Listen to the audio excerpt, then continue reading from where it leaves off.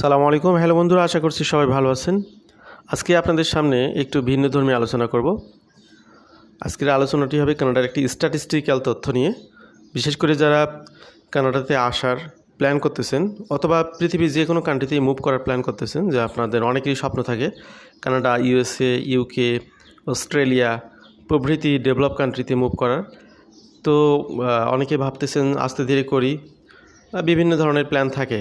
তো আজকের স্ট্যাটিস্টিক্যাল তথ্যটা এসেছে রিসার্চ থেকে, কানাডা স্ট্যাটিস্টিক্স কানাডার একটি লং টাইম রিসার্চ থেকে। সেখানে দেখা গেছে যে আর্লিয়ার এজে যে সমস্ত ব্যক্তিরা কানাডাতে আসতেছেন, বিশেষ করে বাচ্চারা, তাদের সাথে যে বাচ্চারা আসেন, তো তাদের যত কম বয়সী আসে তারা পরবর্তীতে কানাডাতে ভালো অবস্থায় যাচ্ছে।